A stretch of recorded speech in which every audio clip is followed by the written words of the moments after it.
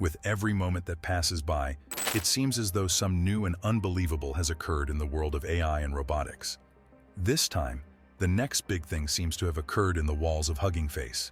Apparently one of the most dominant forces in the open-source AI community, it seems as though they are hoping to cross over into the world of robotics.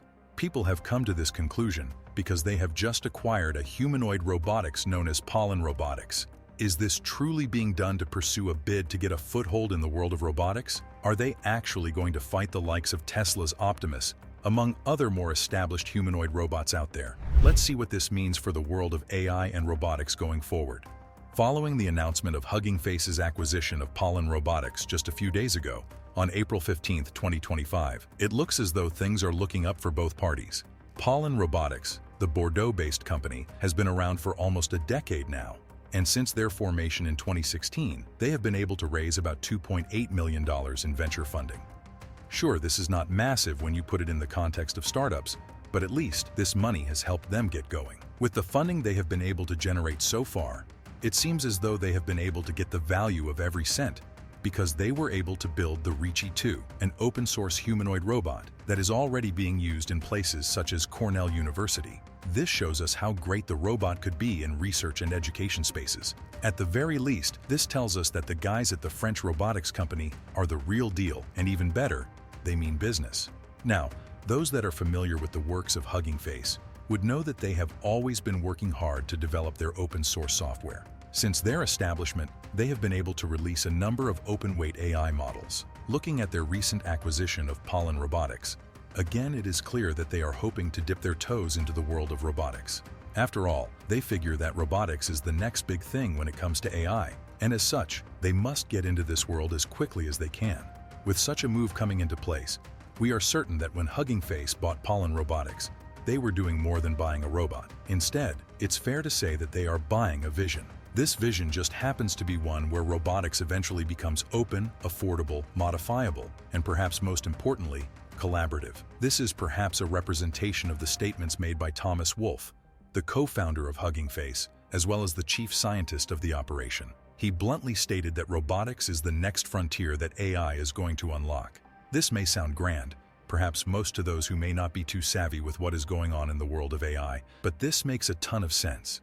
Just look at all the upgrades and advancements that have been made when it comes to the models and the embodied AI that are out there today. Looking at them, you'd realize that we are actually making that transition from screens to actual physical beings that are capable of real-world interactions. That would be amazing, right? What's interesting about this move by Hugging Face is that this is not their first attempt when it comes to finding their place in the world of robotics. Turns out that they have been planning their moves for quite some time now. Just last year alone, they poached Reachy, the former Tesla Optimus researcher. Following this, they launched the Lee robot, the open-source robotics code library. As if that is not enough, it didn't take them long to get into a partnership with the Robot Studio. This collaboration with this French robotics company was done in a bid to launch the SO100. This was a great move because everyone seems to love this amazing, highly efficient robot arm that costs the consumer only about $100. With such moves being made in the past, you couldn't blame Hugging Face for carrying a certain sense of optimism into 2025. This good energy must have helped them attract the attention of NVIDIA, because by March of 2025, NVIDIA picked Hugging Face to be their default platform when it comes to hosting their Gruton 1 model. To be honest, we're not sure that NVIDIA could have picked a better company to host their open-source AI model built specifically for humanoid robots. Looking at the movies that have been made, it's clear that Hugging Faces isn't just tiptoeing into the world of AI. No, these guys are actually doing all they can to put up a formidable robotics infrastructure. Reachy 2. Speaking of robotics infrastructure, let's look at one of the robots that this system is set to host. Take a look at Reachy 2, shall we? One thing that you guys will notice immediately is that it is way more than your average humanoid robot.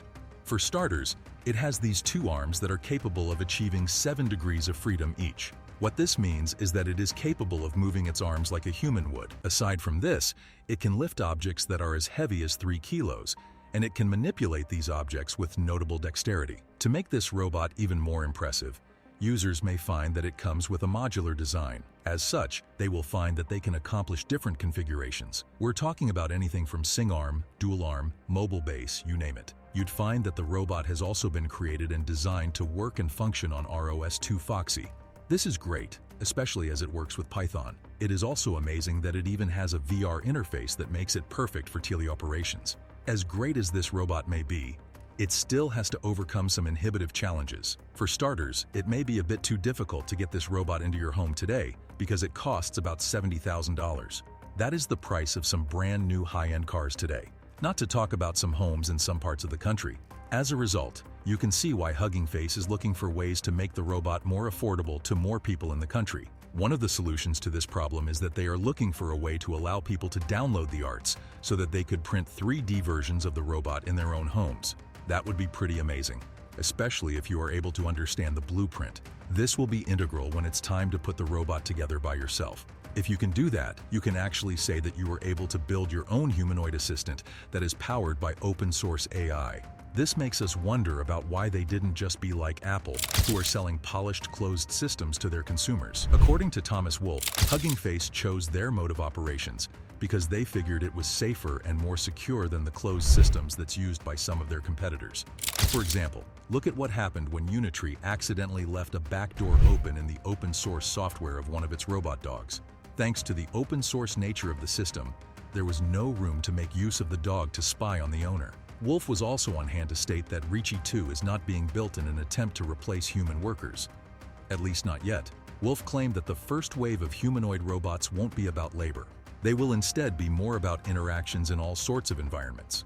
What is more important about these robots, at least to Hugging Face, is that it will help them with the development of their platform, which already hosts some of the best language models in the industry today. Crazy how this company that started as a chat app eventually developed into this entity that became one of the best places to find open source AI models. With any luck, it may also be the company that will make robots that could improve the world as we know it today. With their plans to open source their knowledge, there is every chance they can achieve their goals. Let's see what the future holds for them.